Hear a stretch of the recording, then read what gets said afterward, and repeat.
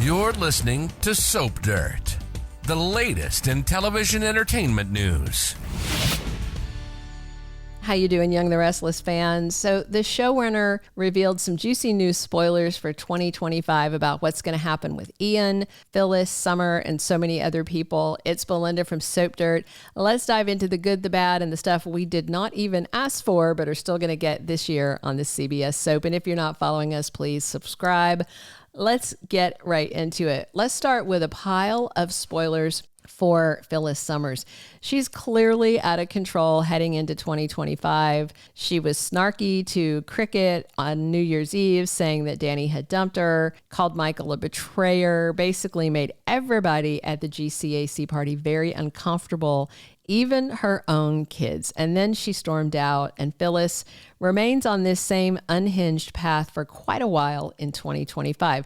This week, during the two New Year's reruns on Tuesday and Wednesday, they're showing an old 2006 episode where Sharon Newman was going in on Phyllis for cheating with Nick Newman while he was with Sharon.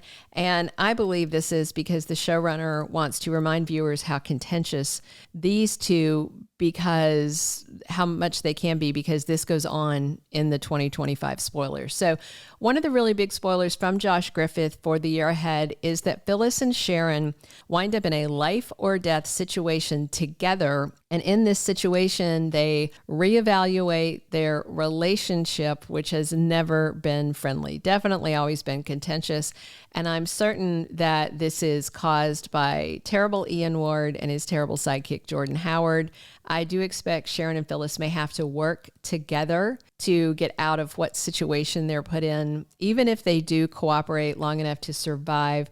I just can't imagine things fundamentally shifting and these two being ladies who shop and lunch together. You know, there's another Phyllis spoiler also for 2025 that involves Billy Abbott. And of course, he's been trying to pull Phyllis into his revenge plan. And the head writer says Sally Spectra is a very good influence on Billy. But then Phyllis starts getting closer to him, and they say in the spoiler that it's like Billy has Sally as the good voice on one shoulder, the light, and Phyllis is the dark, angry voice on his other shoulder, encouraging his worst traits and behavior.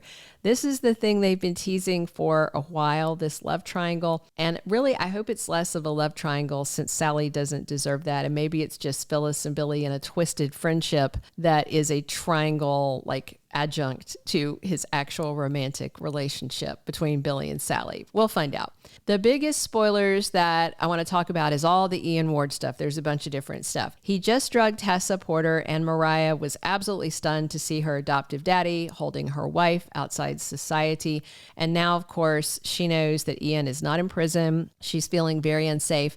However, I don't actually think now that I've seen this that Ian drugged Tessa to take her away. I think he drugged her so that she would be in his arms when Mariah arrived, so he had an alibi, because she's going to be feeling better quite soon. So it was just some kind of short-term thing. So I think it was just long enough so that Tessa could say, oh yeah, he was at the restaurant, he was asking for a table, and then he helped me, because at the same time he was with Tessa and then Mariah, Jordan was kidnapping Sharon. So that means nobody can say that Ian had any part in that, because he has two witnesses placing him someplace else. And remember, he and Jordan very carefully timed that. He was like, you have to be here in 30 minutes to do this thing. So the head writer says Mariah and Tessa's relationship is shaken quite soon because of all this. Also, Nick is determined to find out what happened with Sharon. That's part of the spoilers. And that, of course, all comes down to Ian as well.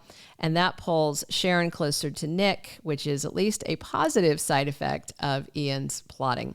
Another spoiler says this fallout with Sharon, Ian, and Jordan also pulls in Nikki, Victor, and Victoria, which is interesting. And I'm guessing it's Victoria because of Claire. You know, that's why we're seeing her name in the mix, because Ian's radar, you know, and the people he's targeting doesn't include Victoria, except that she's just a Newman. But Jordan absolutely wants to have Claire back, and she's upset at the people who took her. She already burned Victoria's house down, so absolutely her being in the mix makes sense. And also on the Ian matter, showrunner Josh Griffith said there's a big showdown soon for Ian, Jordan, Victor, and Nikki. And I do hope it comes really soon because this plot has been going on so much longer than we ever needed it to. The head writer described it as his own Hitchcock story, but I think he's giving himself a little too much credit there. I'm a fan of Hitchcock, and this is not Hitchcock. This is something else.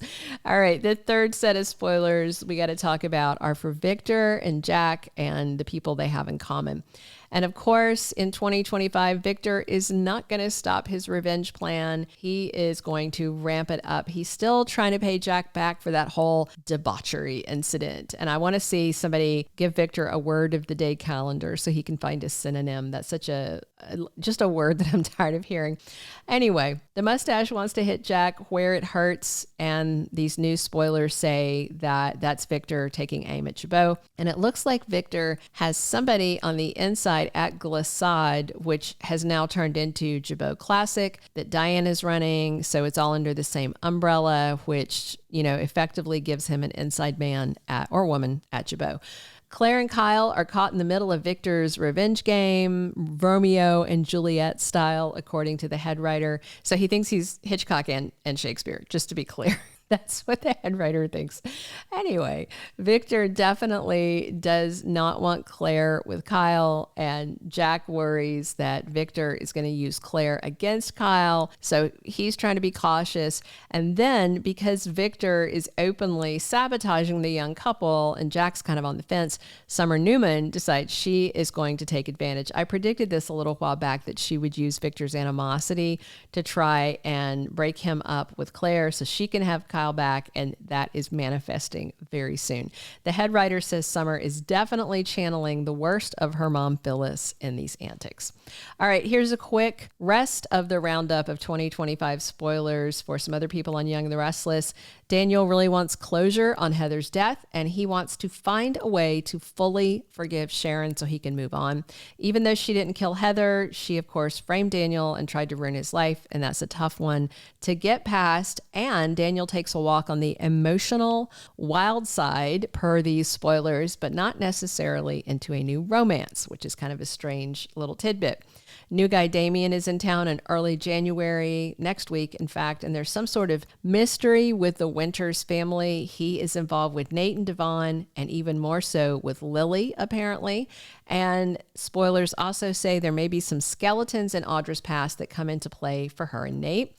And last but definitely not least, it looks like the showrunner decided to press on with reuniting Chelsea and Adam, which I know is very polarizing for fans. It's either a love them or hate them kind of thing. So those two are moving in with Connor into Victor and Nikki's big old house, and Chelsea and Adam are going to start seeing that Baltimore may have been more than just a one-night stand born from stress and worry about their son. Chelsea starts to see that they are much more than just co-parents, and there could be real love for them again, which of course would make Victor very happy, but Adam still has his feels for Sally. So we'll see how long this Chatham reunion lasts. Thank you for being a loyal listener. Follow us wherever you get your podcast, because you don't want to miss the next episode. Soap Dirt is on all the major podcast platforms, including Apple Podcast, Spotify, iHeartRadio, and more.